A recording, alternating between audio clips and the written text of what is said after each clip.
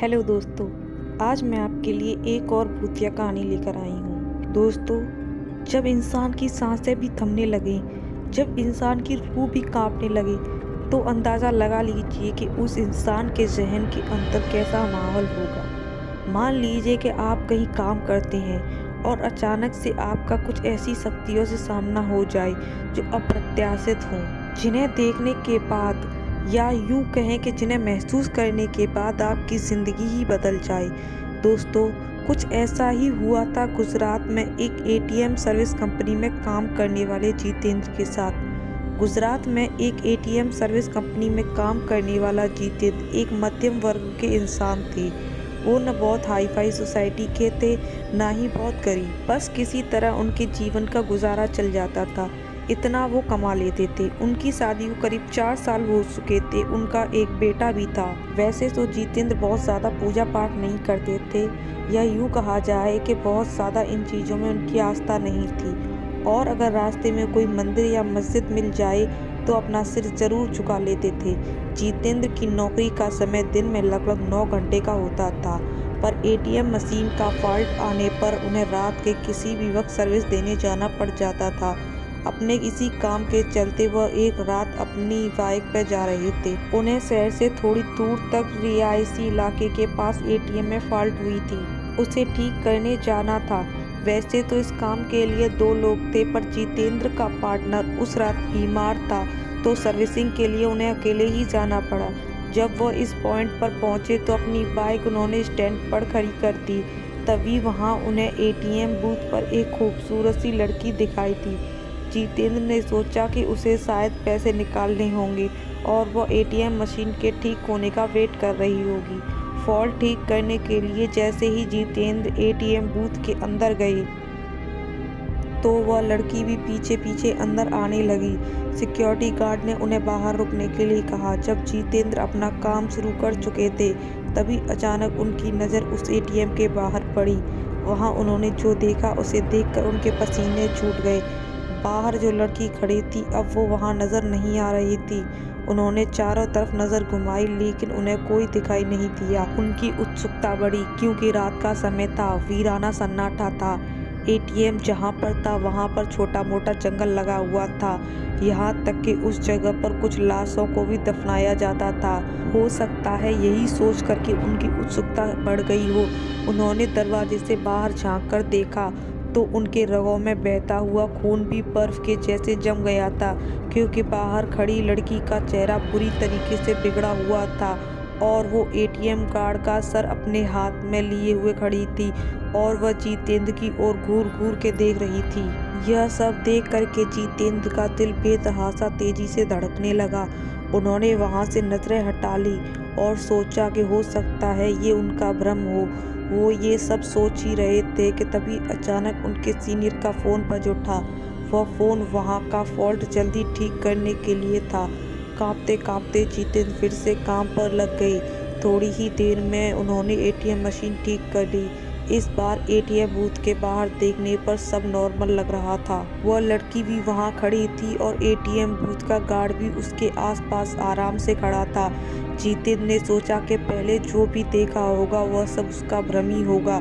वह काम निपटाकर सीधा अपनी बाइक की ओर दौड़ा और जाने से पहले उसने एक बार फिर एटीएम बूथ पर नजर डाली। तब एक बार फिर से उसका दिल दहल गया। एक बार फिर बाहर खड़ी लड़की एटीएम कार्ड का सर अपने हाथ में लिए खड़ी हुई थी। इस भयानक नज़ारे को देखकर जितेंद्र पूरी तरह डर गए और वहां से भाग निकले। वापस लौटते वक्त भी उन्हें बार बार यह आभास हो रहा था कि उनकी बाइक के साथ कोई न कोई तो चल रहा है। वे घबराए हुए बाइक चलाए जा रहे थे। न जाने कैसे अचानक ही उनकी बाइक बंद हो गई और ठीक एक बरगद के पेड़ के पास जाकर के रुकी। जितेंद्र को यकीन नहीं हो रहा था कि उनके साथ ये सचमुच हो रहा है। उन्होंने नज़र उठाई तो बरगद की शाखा में झूलती हुई एक आकृति उन्हें नजर आई। उसके हाथ में एक आदमी का सिर था और वो अजीब घरघराहट भरी आवाज़ में कुछ बोल रही थी।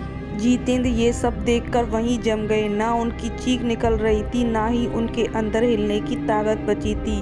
अब तो आलम यह हो चुका था कि वह चुड़ैल पेड़ से नीचे उतर रही थी वह भी उल्टे पांव। उसके उल्टे पैर देखकर जितेंद्र की हालत बद से बदतर होती जा रही थी। उन्होंने आंख बंद कर ली और भगवान को याद करने लगे। चुड़ैल उनके बगल में आकर बैठ जाती है और उनका सर सहलाने लगती है। इसके बाद जितेंद्र की हालत का अंदाज़ा अब खुद लगा सकते हैं। सामान्यतः तो इंसान इस हालत में शायद हार्ट अटैक से ही मर जाएगा, लेकिन जितेंद्र जी उस समय लगभग बेहोशी की अवस्था में चले गए थे। करीब 2 घंटे बाद जब उन्हें होश आया तो उन्होंने देखा कि उनके सर पर बाल ही नहीं थे। उन्हें अपनी हालत देखकर खुद पर तरस आ रहा था और डर भी विकराल रूप लग रहा था। अब तो रात बहुत हो चुकी थी। उन्होंने दोबारा से गाड़ी स्टार्ट की, लेकिन गाड़ी स्टार्ट होने का नाम ही नहीं ले रही थी।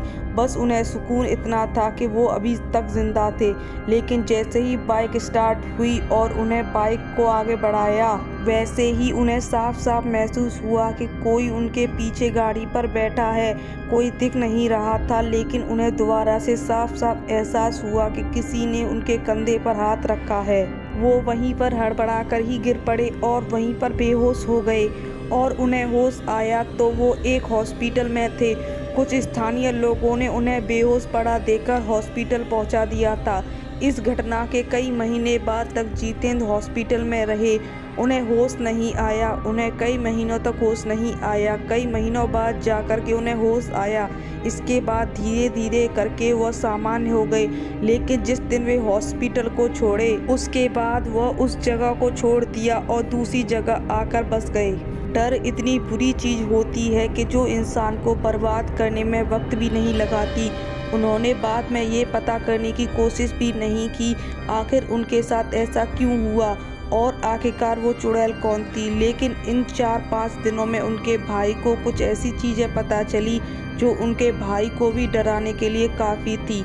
उन्हें पता चला कि जितेंद्र एक लड़की से प्यार करते थे। क्योंकि वो शादीशुदा थे, इसलिए उन्होंने उस लड़की को धोखा दे दिया। वह लड़की यह सहन नहीं कर पाई और उसी पेड़ के नीचे अपनी जान दे दी थी।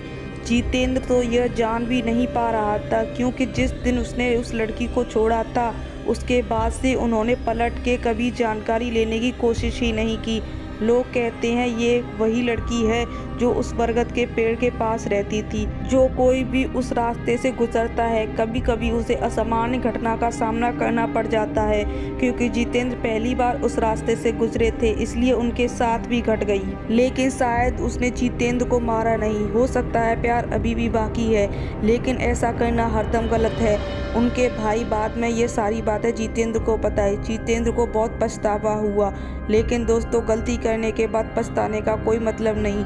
इसलिए दोस्तों, इस तरीके की गलती ज़िंदगी में कभी मत करिएगा और ना ही कभी किसी को करने दीजिएगा, क्योंकि हर एक इंसान अपने में बहुमूल्य होता है। दोस्तों, आपको हमारी कहानी कैसी लगी कमेंट करके ज़रूर बताएं और वीडियो को लाइक भी करें और हमारे चैनल को सब्सक्राइब भी करें। धन्यवाद।